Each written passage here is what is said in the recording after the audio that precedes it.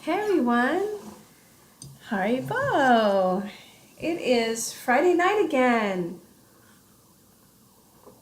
My, the days just go by. Excuse me. It is Spirit, Soul, and Friends Friday night chill and chant with me, Madhavaya. So happy that you joined me. And if you're just watching this replay, welcome. And I'm hoping that you enjoy chanting along, and it's so easy and it's so fun. Literally, I'll chant and then you chant it back. And this Friday night, you could be puttering around the house, I don't know, getting home from work or making dinner, and it's nice to have some transcendental sound vibration in the background to kind of clear your mind away from the week. That's what this is for. So we're going to chant these mantras, which are just names of God, and not just names of God. They are names of God, and that's why they are so spiritually potent and so comforting and peace-giving to the soul.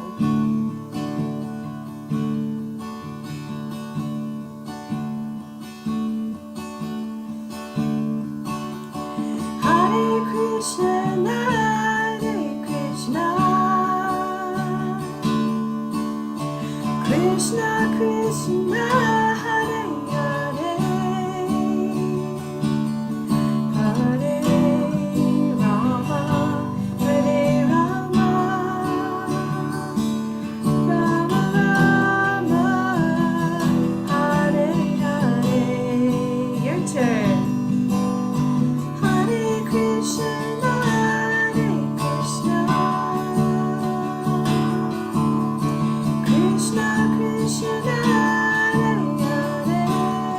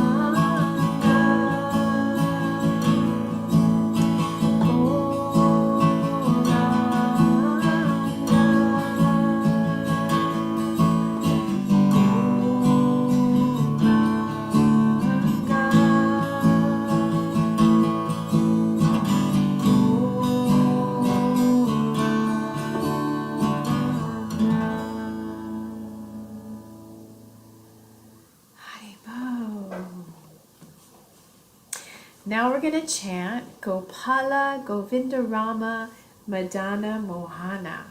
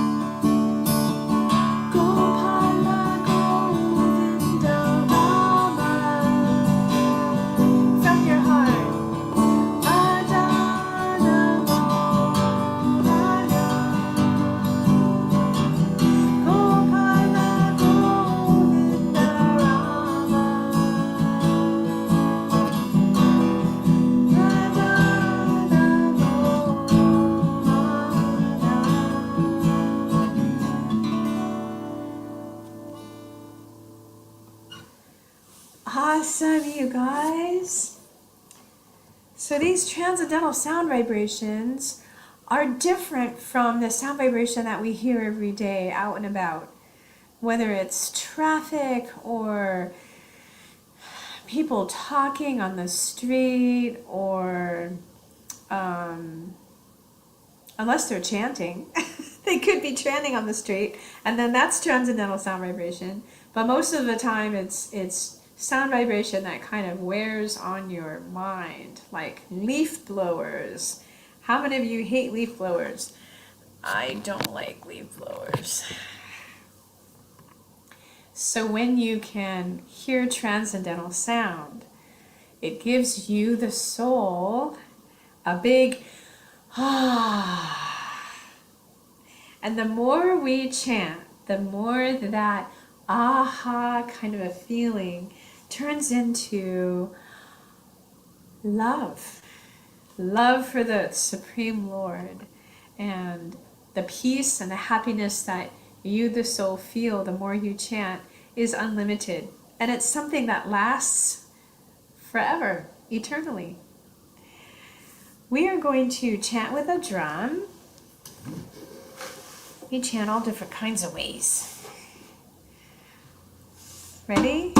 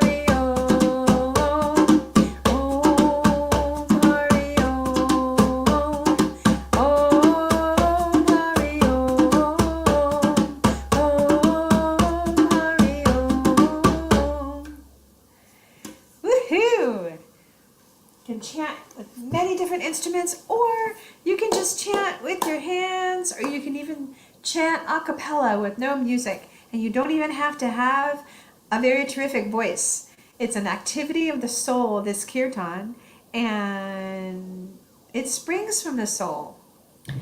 So it's just a kind of a come as you are kind of a meditation. It's getting cold again here in North Carolina. It got hot, and now it's going to get cold, so I'm having some tea. So the mantra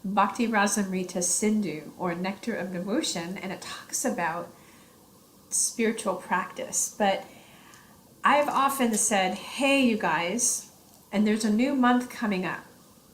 So, in fact, tomorrow, right? Tomorrow is March 1st. So I challenge anyone who's watching to do one time around every day for 30 days. So for the whole month of March, with the mantra Nityananda. Or Yolanda, you're pretty seasoned. If you would like to do a different mantra, you can. Nityananda is nice for people who have never done Japa meditation before. You can do the Maha Mantra, you can do Gopala, you can do Govinda. But choose one of the mantras. I suggest Nityananda. I'll put it in the comment here. And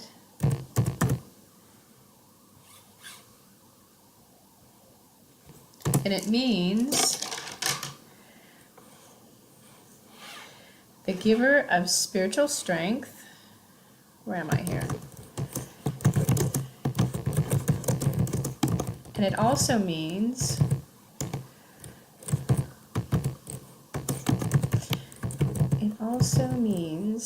the embodiment of eternal bliss. That's what Nityananda means. So I challenge you guys. Many of you have mala already. Again, like you can use a rosary. If you'd like some beads, I'd be happy to send you some. Just message me on Facebook Messenger, or you can go to friendswhomeditate.com, and there's an email there, Madhavaya, or you can, I'll just put it here. You can email me at Madhavaya. So you can email me if you'd like some. But if you could make the commitment to go around one time with the mantra Nityananda, and I oftentimes check in each week because we do this every Friday.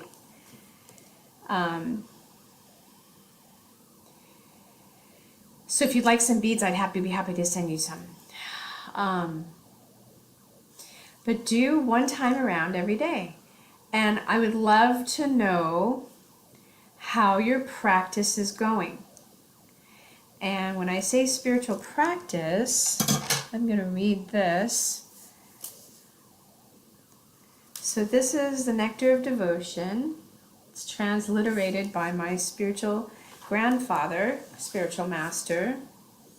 And it's just part of a paragraph about what practice means. And when we chant, especially using the Japa meditation beads, we are engaging our senses, our material senses.